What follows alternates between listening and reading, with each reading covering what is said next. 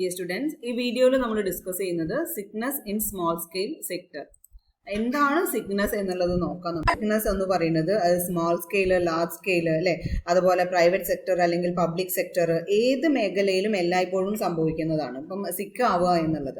അപ്പോൾ ഒരു ആവറേജ്, ഒരു ശരാശരി പറയുന്നത് എല്ലാ ദിവസവും 55 യൂണിറ്റുകൾ വരെ ഈ സിക്ക് യൂണിറ്റുകളിൽ വരുന്നുണ്ട്. അപ്പോൾ ഇന്ത്യയിൽ നമുക്കറിയാം അതൊരു കണ്ടിന്യൂസ്ലി ഇൻക്രീസിങ് ട്രെൻഡാണ് കാണിക്കുന്നത്. Some of the business are likely to be fall in India as sick unit. RBIയുടെ ഒരു ഡെഫിനിഷനിൽ പറയുന്നത് sick unit is defined as one which has incurred cash loss for 1 year and in the judgment of the bank it is likely to continue to incur the cash losses for the current as well as the following year, and which has an imbalances in its financial structure such as current ratio less than 1:1 worsening the debt equity ratio. അപ്പോൾ ഈ ഒരു RBI reserve bank of India define ചെയ്യുന്നുണ്ട് ഒരു business unit സിക്ക് ആവുന്നത് എങ്ങനെയാണ്. Cash losses വരിക അല്ലെ, ഒരു വർഷം തുടർച്ചയായിട്ട് ക്യാഷ് ലോസ് വരിക. അപ്പോൾ ബാങ്കിന്റെ ജഡ്ജ്മെന്റിൽ ആ ക്യാഷ് ലോസസ് എങ്ങനെയാണ് കണ്ടിന്യൂ ചെയ്യാണ് ഈ വർഷവും അതുപോലെ ഇനി വരാൻ പോകുന്ന വർഷങ്ങളിലും. അതിന്റെ ഫിനാൻഷ്യൽ സ്ട്രക്ചറിൽ ഇംബാലൻസസ് ആണ്. കറണ്ട് റേഷ്യോ എന്ന് പറയുന്നത് 1:1 താഴെ വരിക, ഡെപ്റ്റ് ഇക്വിറ്റി റേഷ്യോ വളരെ വേഴ്സ് ആവുക. അപ്പോൾ ഇത്തരത്തിലുള്ള ഒരു സിറ്റുവേഷനിലുള്ള ഒരു യൂണിറ്റിനെയാണ് സിക്ക് യൂണിറ്റ് എന്ന് RBI ഡിഫൈൻ ചെയ്യുന്നത്. അതുപോലെ ടേം ലെൻഡിങ് ഇൻസ്റ്റിറ്റ്യൂഷൻസിന്റെ അവർ ഡിഫൈൻ ചെയ്യുന്നത് എങ്ങനെയാണ്. Unit is sick when it had incurred continuous cash loss for a period of 2 years or continued erosion in the net worth by 50% and continuous default in meeting 4 consecutive half-yearly installment of interest or principal in respect of the institutional loan. But term lending institutions സിക്ക് യൂണിറ്റിനെ define ചെയ്യുന്നത് പറയുന്ന പോലെ തന്നെയാണ്. അവർക്ക് cash loss തുടർച്ചയായിട്ട് വരികയാണ് 2 വർഷങ്ങളിൽ നോക്കുന്ന സമയത്ത്. അതുപോലെ നെറ്റ് വർത്ത് 50% വരെ താഴേക്ക് പോവുകയാണ്. അതുപോലെ അവർക്ക് എന്ത് ചെയ്യാൻ പറ്റില്ല, അവരുടെ ഇൻട്രസ്റ്റും അതുപോലെ പ്രിൻസിപ്പൽ എമൗണ്ട് അവർക്ക് റീപേ ചെയ്യാൻ പറ്റാത്തൊരു സിറ്റുവേഷനിൽ വരുന്ന യൂണിറ്റിനെയൊക്കെയാണ് അവർ സിക്ക് യൂണിറ്റ് എന്ന് ഡിഫൈൻ ചെയ്യുന്നത്. ഓക്കെ, ദെൻ ഒരു ഡെഫിനേഷനും കൂടെ നോക്കാം നമുക്ക്. സിക്ക് ഇൻഡസ്ട്രിയൽ കമ്പനീസ് അല്ലെങ്കിൽ സ്പെഷ്യൽ പ്രൊവിഷൻ ആക്ട് 1985 ഡിഫൈൻ ചെയ്യുന്നുണ്ട് ഒരു കമ്പനി എങ്ങനെയാണ് സിക്ക് ആവുന്നത് എന്നുള്ളത്. So a sick company as an industrial company being a company registered for less than 7 years which has at the end of the financial year accumulated losses equal to or exceeding its entire net worth അല്ലെ, മൊത്തം അവരുടെ net വർത്തിനെ തുല്യമായോ അല്ലെങ്കിൽ അതിൽ കൂടുതലോ ആ financial ഇയറിന്റെ എൻഡിൽ അവർക്ക് ലോസ് വരുവാണെന്നുണ്ടെങ്കിൽ, and also has suffered cash losses in such financial year immediately preceding such financial year.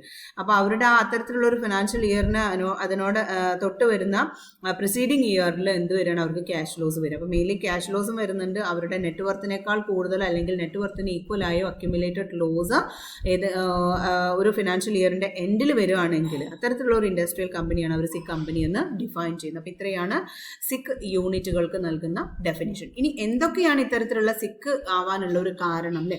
യൂണിറ്റുകൾ സിക്ക് ആവുന്നതിനുള്ള കാരണങ്ങളെ പ്രധാനമായും 2 ആയിട്ടാണ് തരംതിരിച്ചിട്ടുള്ളത്, internal and external. Internal causes എന്ന് പറയുന്നത് എന്തൊക്കെയാണ് അതിൽ വരുന്നത്. Internal causes are those which can be controlled or avoided by the management of the unit. ആ പർട്ടിക്കുലർ യൂണിറ്റിലെ മാനേജ്മെന്റിന് വേണമെങ്കിൽ അവോയ്ഡ് ചെയ്യാൻ പറ്റുന്നതും കൺട്രോൾ ചെയ്യാൻ പറ്റുന്നതുമായിട്ടുള്ള കോസസ് ആണ് ഇന്റേണൽ കോസസിൽ വരുന്നത്. ഏതൊക്കെയായിരിക്കും അതിന്റെ പ്രധാനപ്പെട്ട കാരണങ്ങൾ? ഒന്ന്, wrong location of the industrial unit. നമ്മൾ സെലക്ട് ചെയ്തിട്ടുള്ള യൂണിറ്റിന്റെ ഏരിയ, ലൊക്കേഷൻ എന്ന് പറയുന്നത് തെറ്റായ ഏരിയ ആയിരുന്നു. തെറ്റായ ലൊക്കേഷൻ മൂലം യൂണിറ്റ് സിക്കാവാം അല്ലെ. സിക്ക് ആവുക എന്ന് പറഞ്ഞാൽ എന്താണ്, അതിന് അസുഖം എന്ന് പറഞ്ഞാൽ അത് പൊട്ടിപ്പോവാനുള്ള, അത് ക്ലോസ് ചെയ്യാനുള്ള അവസ്ഥയിലേക്ക് എത്തിയിട്ടുണ്ട് എന്നാണ് അതിൻ്റെ അർത്ഥം. ഓക്കെ, ദെൻ ക്വാളിറ്റി, പ്രൊഡക്റ്റിന്റെ quality, poor quality product, poor marketing effort, അവരുടെ ക്യാപിറ്റൽ സ്ട്രക്ചർ ഡിഫക്റ്റീവ് ആയത് മൂലം defective capital structure another reason ആണ്. Then poor management, dispute among managerial persons, lack of adequate working capital, underutilization of capacity, labor problems, mismanagement of funds. അപ്പോൾ ഇതെല്ലാം internal causes ആണ്. ഒരു ബിസിനസിന്റെ ഉള്ളിലുള്ള അവർക്ക് കൺട്രോൾ ചെയ്ത്, അപ്പോൾ പുവർ മാനേജ്മെന്റ് ഒക്കെ അവർക്ക് എന്ത് ചെയ്യാൻ പറ്റും, അവർക്ക് അത് അവോയ്ഡ് ചെയ്യാവുന്ന ഒരു കാര്യമാണ് അല്ലേ. അതുപോലെ അവരുടെ working capital, lack of adequate working capital, capacity utilisation under utilisation ആവുന്നത്, ലേബറിന്റെ ഇഷ്യൂസ്, മാനേജ്മെന്റ് ഫണ്ടിന്റെ മിസ്മാനേജ്മെന്റ്, ഇതെല്ലാം തന്നെ ആ ഒരു മാനേജ്മെന്റ് ഒന്ന് ശ്രദ്ധ വെച്ചാൽ അവർ കൺട്രോൾ ചെയ്താൽ അല്ലെങ്കിൽ അവർക്ക് അവോയ്ഡ് ചെയ്യാൻ പറ്റാവുന്നതേ ഉള്ളൂ ഈ കാരണങ്ങളെല്ലാം തന്നെ. അപ്പോൾ അതുകൊണ്ട് തന്നെയാണ് നമ്മൾ അതിന് ഇന്റേണൽ കോസസ് ഓഫ് സിക്നസ് എന്ന് പറയുന്നത്. ദെൻ നെക്സ്റ്റ് എക്സ്റ്റേണൽ കോസസ് ആണ്. എക്സ്റ്റേണൽ കോസസിന്റെ മുകളിൽ മാനേജ്മെന്റിന് ഒരു കൺട്രോൾ ഉണ്ടായിരിക്കില്ല അല്ലെ. അവരുടെ നിയന്ത്രണത്തിന്റെ ഉള്ളിലോ അല്ലെങ്കിൽ അവർക്ക് ഒഴിവാക്കാവുന്നതോ അല്ലാതെയുള്ള കാരണങ്ങളാണ് എക്സ്റ്റേണൽ കോസസിൽ വരുന്നത്. ഓക്കെ, ഇപ്പൊ എക്സ്റ്റേണൽ കോസസിൽ പ്രധാനമായും വരുന്നതാണ് എന്താ, non availability of inputs such as raw materials, powers etcetera. അപ്പൊ അവർക്ക് ആവശ്യമുള്ള ഇൻപുട്സ് അവൈലബിൾ അല്ല എങ്കിൽ അതൊരു കോസസ് ഓഫ് സിക്നെസ് ആണ് അല്ലെ. മെറ്റീരിയൽസ്, റോ മെറ്റീരിയൽസും പവർ അതുപോലെയുള്ള കാര്യങ്ങൾ, അവരുടെ പ്രൊഡക്ഷന് വേണ്ടിയിട്ടുള്ള കാര്യങ്ങൾ അവർക്ക് അവൈലബിൾ അല്ല എന്നുണ്ടെങ്കിൽ, then competition from large business, വൻകിട ബിസിനസ്സുകളിൽ നിന്നുള്ള കോമ്പറ്റീഷൻ, ഗവൺമെന്റിന്റെ പോളിസീസിൽ വന്നിട്ടുള്ള പെട്ടെന്നുള്ള മാറ്റം. അപ്പം നമുക്ക് പറയാം, ഇപ്പം പല നയങ്ങൾ മാറുന്നുണ്ട് അല്ലെ, അതുപോലെ നിയമങ്ങൾ മാറുന്നുണ്ട്. അപ്പം അങ്ങനെയുള്ള ഇപ്പോൾ ടാക്സുമായി ബന്ധപ്പെട്ട നിയമം, വാറ്റ് ഉണ്ടായിരുന്നത് ഒരു ഒറ്റയടിക്കാണ് GST നിലവിൽ വന്നത്. അപ്പോൾ അത്തരത്തിലുള്ള മാറ്റങ്ങളൊക്കെ തന്നെ ഇവരെ എഫക്ട് ചെയ്യാറുണ്ട്. ദെൻ ഇൻഫ്രാസ്ട്രക്ചറൽ ഫെസിലിറ്റീസിൻ്റെ അഭാവം, ട്രാൻസ്പോർട്ടേഷനും കമ്മ്യൂണിക്കേഷനും ബാങ്കിങ് ടെക്നോളജി സർവീസസിൻ്റെ ഒക്കെ അഭാവം. Then incapacity to procure credit, ക്രെഡിറ്റിന് വാങ്ങിക്കാനുള്ള കഴിവില്ലായ്മ. ഹെവി ടാക്സസ്, നികുതി വൻ ഭാരിച്ച നികുതി ഈടാക്കാൻ കൊടുക്കേണ്ടി വരുന്നത്. അതുപോലെ delay in providing finance by the financial institutions, technical obsolescence, limited financial base promoters, government regulations. അപ്പം ഇങ്ങനെയുള്ള ഗവൺമെൻറ് റെഗുലേഷൻസും അതുപോലെ ഫിനാൻഷ്യൽ ബേസിലുള്ള പ്രൊമോട്ടേഴ്സിൻ്റെ അഭാവവും ടെക്നിക്കൽ ഒബ്സലസൻസും അതുപോലെ ഫിനാൻഷ്യൽ ഇൻസ്റ്റിറ്റ്യൂഷൻസ് പണം നൽകുന്നതിലുള്ള ഡിലേയും, ഇങ്ങനെയുള്ള കാരണങ്ങൾ മൂലവും ബിസിനസ്സിന് സിക്ക് വരാറുണ്ട്. ഒരു യൂണിറ്റ്, ഇൻഡസ്ട്രിയൽ യൂണിറ്റ് സിക്കായിട്ട് മാറാറുണ്ട്. പക്ഷേ ഈ പറയുന്ന കാരണങ്ങളൊന്നും തന്നെ ഒരു മാനേജ്മെൻറ്റ് വിചാരിച്ചാൽ അല്ലെങ്കിൽ മാനേജ്മെൻറ്റിൻ്റെ നിയന്ത്രണത്തിന് പുറത്തുള്ളതാണ്. ഓക്കെ, ഇതിനോട് തന്നെയാണ് നമ്മളിത് വളരെ ഇമ്പോർട്ടൻ്റ് ആണെന്ന് പറയുന്നത്. ഈ ഒരു ഇത്തരത്തിലുള്ള കാരണങ്ങൾ ബിസിനസ്സിനെ എഫക്ട് ചെയ്യുന്നുണ്ട്, ബാഡ്ലി എഫക്ട് ചെയ്യുന്നുണ്ട്. ഇതുമൂലം ബിസിനസ് സിക്ക് ആവാമെന്ന് പറയുന്നത്. ഓക്കെ, സോ ഇൻഡസ്ട്രിയൽ സിക്നെസ്സിനുള്ള പ്രധാനമായിട്ടും ഇന്റേണൽ കോസസും അതുപോലെ എക്സ്റ്റേണൽ കോസസുമാണ് വരുന്നത്. ഇനി ഇത്തരത്തിലുള്ള പല കാരണങ്ങൾ കൊണ്ട് സിക്നെസ് ഉണ്ടാവുന്നുണ്ട് എന്ന് പറഞ്ഞു. അപ്പോൾ ഇതിനുള്ളൊക്കെ റെമഡിയൽ മെഷേഴ്സ് വേണ്ടി. So the next topic is remedial measures for industrial sickness. Industrial സിക്നെസ്സിനുള്ള റെമഡിയൽ മെഷേഴ്സ് എന്തൊക്കെയാണെന്നാണ് നമ്മൾ ഇനിയുള്ള ടോപ്പിക് എന്ന് പറയുന്നത്. So the remedial measures, the first remedial measures is, അപ്പം നമുക്കറിയാം ഒരു ഇൻഡസ്ട്രിയൽ സിക്നെസ് എന്ന് പറയുന്നത് ഒരു സോഷ്യൽ പ്രോബ്ലം തന്നെയാണ്. അപ്പം പലതരത്തിലുള്ള ഇൻസെൻറ്റീവ്സും കൺസെഷൻസും ഒക്കെ ഗവൺമെൻറ്റിൻ്റെ ഭാഗത്തു നിന്ന് അവർക്ക് കൊടുക്കുന്നുണ്ട്. എന്തുള്ള പ്രതീക്ഷയിലാണ് അവരെ നല്ലൊരു ഹെൽത്ത് കണ്ടീഷൻസിലേക്ക് അവരെ മാറ്റാനായിട്ട് സാധിക്കും, അല്ലെ അവർക്ക് സ്വന്തം കാലിൽ, ഇൻഡസ്ട്രീസിനെല്ലാം തന്നെ അവരുടെ സ്വന്തം കാലിൽ നിൽക്കാനായിട്ട് കഴിയും എന്നുള്ള പ്രതീക്ഷയിൽ.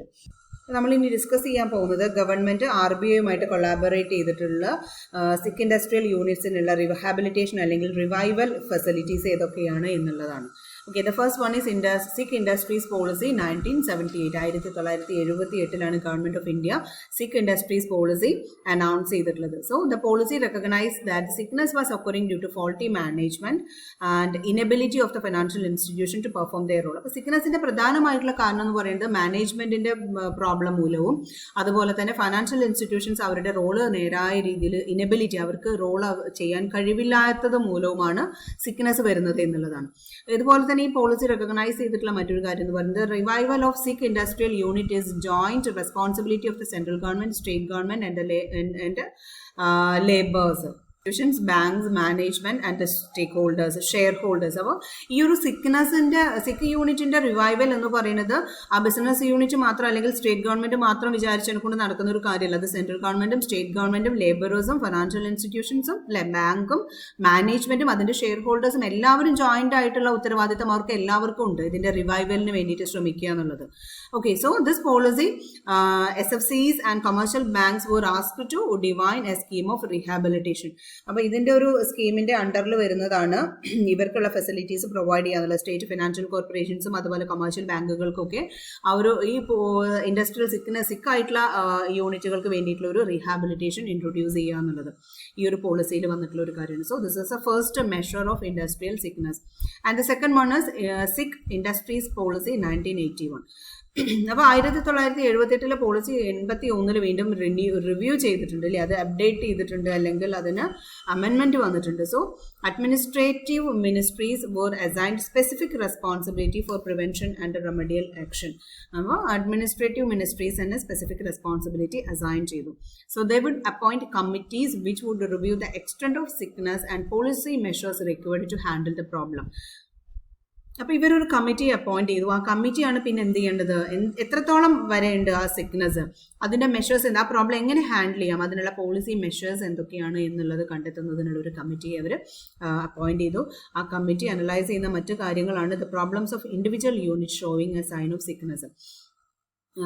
ഒരു സിക്നസിൻ്റെ ഒരു സിമ്പിൾ കാണിക്കുന്ന യൂണിറ്റുകളുടെ പ്രോബ്ലംസ് എന്തൊക്കെയാണ് എന്ന് അനലൈസ് ചെയ്യുന്നതും ഈ കമ്മിറ്റി തന്നെയായിരിക്കും. സോ 78 പോളിസിയാണ് 81 ആയപ്പോഴത്തേന് റിന്യൂ ചെയ്തിട്ടുള്ളത്. Okay, so this is A second measures taken four reviving the industrial sickness. അപ്പോൾ ഇത്തരത്തിലുള്ള ഇൻഡസ്ട്രിയൽ സിക്നസ് നമ്മൾ പറഞ്ഞു ഫൈനാൻഷ്യൽ ലോസസ് വരുന്നത് മൂലമാണ് വരുന്നത് അല്ലേ. അപ്പോൾ ആ ഒരു അവർക്ക് ആവശ്യമുള്ള ഫണ്ടിങ്ങിനുള്ള ഒരു അറേഞ്ച്മെൻറ്റ് കണ്ടെത്തി കഴിഞ്ഞാൽ തന്നെ ഒരു പരിധി വരെ ആ ഒരു സിക്നസിൻ്റെ എക്സ്ട്രീമിലേക്ക് പോകുന്നത് തടയാനായിട്ട് സാധിക്കും. ദെൻ അടുത്ത മെഷറാണ് സിക്ക് industries companies act 1985. So the special law was enacted by the government with a view to ensure the timely detection of industrial sickness and to expedite the revival of viable sick unit. അപ്പോൾ ആ ഒരു കൃത്യമായ സമയത്ത് തന്നെ നമുക്കാണെങ്കിലും അറിയാലോ, മനുഷ്യർക്ക് ഒരു അസുഖം സമയത്ത് കണ്ടെത്തി കഴിഞ്ഞാൽ അത് നമുക്ക് ചികിത്സിച്ച് മാറ്റാനായിട്ട് സാധിക്കും. അതുപോലെ തന്നെയാണ് ഇൻഡസ്ട്രീസിൻ്റെ കാര്യവും. ആ ബിഗിനിങ്ങിൽ തന്നെ അവരുടെ ഇഷ്യൂസ് എന്താണെന്ന് കണ്ടെത്തി കഴിഞ്ഞാൽ അത് ക്ലോസ് ചെയ്യുന്ന ഒരു സിറ്റുവേഷൻ ഒഴിവാക്കാനായിട്ട് സാധിക്കും. വയബിൾ ആയിട്ടുള്ള സിക്ക് യൂണിറ്റിനെ റിവൈവ് ചെയ്യാനായിട്ട് സാധിക്കും, അല്ലെ, അവർക്കൊരു പുതിയൊരു ജീവൻ നൽകാനായിട്ട് സാധിക്കും. So the board for industrial and financial reconstruction അത്തരത്തിലുള്ളൊരു ബിഫർ ഈ ഒരു സമയത്ത് സെറ്റപ്പ് ചെയ്തിട്ടുണ്ട്, ഈ ഒരു ആക്ടിൻ്റെ അണ്ടറിലാണ്. അപ്പോൾ അതൊക്കെ ഇമ്പോർട്ടൻ്റ് ആണ് കേട്ടോ. Board for industrial and financial reconstruction setup ചെയ്തിട്ടുള്ളത്. ഇത് 87 സിക്ക് യൂണിറ്റിൻ്റെ റീഹാബിലിറ്റേഷന് വേണ്ടിയിട്ടാണ് ഇത് സെറ്റപ്പ് ചെയ്തിട്ടുള്ളത്. It is done only for those unit which are considered as viable. അപ്പം വയബിളാണ്, മുന്നോട്ട് പോകാൻ കഴിയും എന്നുള്ളത് തോന്നുന്ന തരത്തിലുള്ള സ്ഥാപനങ്ങളുടെ റീഹാബിലിറ്റേഷൻ മാത്രമേ ബിഫർ ചെയ്യുന്നുള്ളൂ. സോ അത് വയബിളാണ് എങ്ങനെയാണ് ഇവർ പറയുന്നത്? If it is capable of making it's net worth positive within A reasonable period and wiping out the accumulated losses within A period of 10 years. ഒരു 10 വർഷത്തിൻ്റെ ഉള്ളിൽ അവർക്ക് അക്യുമുലേറ്റ് ചെയ്ത ലോസസ് തുടച്ചു നീക്കാൻ അവർക്ക് കഴിയും. അതുപോലെ ഒരു പോസിറ്റീവ് ട്രെൻഡ് അവരുടെ നെറ്റ്വർത്തിൽ അവർക്ക് ഉണ്ടാക്കാൻ സാധിക്കുന്ന തരത്തിലുള്ള യൂണിറ്റിനെയാണ് അവർ വയബിളാന്ന് പറയുന്നത്. അപ്പം അങ്ങനെയുള്ള യൂണിറ്റിന് മാത്രമേ അവർ എന്ത് ചെയ്യുന്നുള്ളൂ, പുനരധിവസിപ്പിക്കുന്നുള്ളൂ. ഓക്കെ, അല്ലാത്തവരെ പുനരധിവാസം ചെയ്തിട്ട് കാര്യമുണ്ടോ? അവർ ആ സിക്കിൽ നിന്ന് കടന്ന് മുന്നോട്ട് പോകാൻ കഴിയില്ല എന്നുണ്ടെങ്കിലും. ഓക്കെ, ഇപ്പോൾ നമ്മൾ തന്നെ ആ ഒരു കോവിഡിൻ്റെ പീക്ക് സമയത്തൊക്കെ ഫേസ് ചെയ്തൊരു സിറ്റുവേഷൻ ആയിരുന്നു അല്ലേ. ഏറ്റവും പ്രായം കൂടിയ ഇനി രക്ഷപ്പെടാൻ ഒരു സാധ്യതയില്ല എന്നുള്ള കാണുന്നവരുടെ ഓക്സിജൻ മാസ്ക് ഒക്കെ മാറ്റുന്ന ദൃശ്യങ്ങളൊക്കെ നമ്മളന്ന് ഒരുപാട് കണ്ടായിരുന്നു ന്യൂസുകളിലൂടെ എല്ലാം അല്ലേ. അപ്പോൾ അതുപോലെ തന്നെ ഇടും പ്രയോറിറ്റൈസ് ചെയ്യും അവർ സിക്ക് യൂണിറ്റുകൾ. So that is the third measures. The next one is steps taken by the bank. ബാങ്കുകൾ എടുത്തിട്ടുള്ള നടപടികൾ എന്തൊക്കെയാണ്? സിക്ക് ഇൻഡസ്ട്രിയൽ യൂണിറ്റുകളെ റീഹാബിലിറ്റേറ്റ് ചെയ്യുന്നതിന് വേണ്ടിയിട്ട് ചെയ്യുന്ന ഒരു കാര്യമാണ് grand of additional working capital facilities. Additional working capital facilities അവർക്ക് പ്രൊവൈഡ് ചെയ്യുക. അതുപോലെ recovery of interest at reduced rate അല്ലേ. ഇൻട്രസ്റ്റ് ഒക്കെ അവർ റിക്കവറി ചെയ്യുന്നത് കുറഞ്ഞ നിരക്കിലായിരിക്കണം. അതുപോലെ മൊറട്ടോറിയം പ്രഖ്യാപിക്കുക അല്ലേ. ഇൻട്രസ്റ്റ് പേ ചെയ്യുന്നതിനുള്ളൊരു മൊറട്ടോറിയം, അവർക്ക് അനുയോജ്യമായിട്ടുള്ള മൊറട്ടോറിയം പ്രഖ്യാപിച്ചു കൊടുക്കുക. Freezing a portion of outstanding in the account. Outstandings ഒക്കെ അവരുടെ ബുക്സ് ഓഫ് അക്കൗണ്ട്സിലെ ഔട്ട്സ്റ്റാൻഡിങ്സ് ഒക്കെ ഒന്ന് ഫ്രീസ് ചെയ്യുക, കുറച്ച് കാലയളവിലേക്ക് അതിൻ്റെ ഒരു പോർഷൻ ഫ്രീസ് ചെയ്യുക. അങ്ങനെയുള്ള കാര്യങ്ങളൊക്കെയാണ് സിക്ക് യൂണിറ്റുകളെ ഒന്ന് റീഹാബിലിറ്റ് ചെയ്യുന്നതിന് വേണ്ടിയിട്ട്, ഉയർത്തിക്കൊണ്ടുവരുന്നതിന് വേണ്ടിയിട്ട് ബാങ്കുകൾ എടുത്തിട്ടുള്ള നടപടികളെന്ന് പറയാൻ പറ്റും. Okay, EBI special cell. അപ്പോൾ ഒരു സ്പെഷ്യൽ സെല്ല് റീഹാബിലിറ്റേഷന് വേണ്ടിയിട്ട് ഒരു സ്പെഷ്യൽ സെല്ല് സ്റ്റാർട്ട് ചെയ്തു. അപ്പോൾ സിക്നസ് ആയിട്ടുള്ള ബിസിനസ്സുകളെ കണ്ടെത്തുന്നതിന് വേണ്ടിയിട്ടും അതിനെ ബാങ്കിലേക്ക് റെഫർ ചെയ്യുന്നതിന് വേണ്ടിയിട്ടുമാണ് ഈ ഒരു സെല്ല് സെറ്റപ്പ് ചെയ്തിട്ടുള്ളത്. So they conduct diagnostic studies of the projects programmes, identify the causes of sickness and formulate appropriate rehabilitation. അപ്പോൾ അവർ പ്രൊജക്റ്റുകൾ പഠിക്കാൻ തുടങ്ങി. അതുപോലെ തന്നെ അവരുടെ സിക്നസിന്റെ കോസസ് എന്താണെന്നുള്ളത് കണ്ടെത്തുക. അതുപോലെ ഇതിന് അപ്രോപ്രിയേറ്റ് ആയിട്ടുള്ള ഒരു റീഹാബിലിറ്റേഷൻ പ്രോഗ്രാമുകൾ ഫോർമുലേറ്റ് ചെയ്യുക എന്നുള്ള ഉദ്ദേശത്തോടു കൂടി ഇവർ ഡയഗ്നോസ്റ്റിക് സ്റ്റഡീസ് കണ്ടെത്താൻ തുടങ്ങി. Okay, so that is a cell which is set up by the IDBI. നമ്മൾ പറഞ്ഞിട്ടുള്ളത് മെഷേഴ്സ് ആണ്. അതിൽ ഫസ്റ്റ് മെഷർ നമ്മൾ പറഞ്ഞു സിക്ക് ഇൻഡസ്ട്രിയൽ പോളിസി 1978 ആണ്. ദെൻ ആ പോളിസി റിന്യൂ ചെയ്തിട്ടുള്ളതാണ് 1981. ദെൻ സിക്ക് ഇൻഡസ്ട്രിയൽ കമ്പനീസ് ആക്ട് 1985. ദെൻ ബാങ്കുകൾ എടുത്തിട്ടുള്ള സ്റ്റെപ്സ്. ദെൻ IDBIയുടെ സ്പെഷ്യൽ സെല്ല്. അപ്പോൾ ഇത്രയും സിക്ക് യൂണിറ്റുകളെ കണ്ടെത്തി അവരെ റീഹാബിലിറ്റേറ്റ് ചെയ്യുന്നതിന് വേണ്ടിയിട്ടുള്ള മെഷേഴ്സ് ഗവൺമെൻറ് ഓഫ് കേരള ഗവൺമെൻറ്റും അതുപോലെ തന്നെ RBIയും കൂടെ ഇൻ കൊളാബറേഷൻ വിത്ത് RBI അവർ ഫ്രെയിം ചെയ്തിട്ടുള്ള പോളിസീസും അതുപോലെ മറ്റ് പ്രോഗ്രാംസുമാണ്. ഓക്കെ, ഇതിൻ്റെ കണ്ടിന്യൂവേഷൻ ഉണ്ടാകും, നമുക്ക് അടുത്ത വീഡിയോയിൽ ഡിസ്കസ് ചെയ്യാം.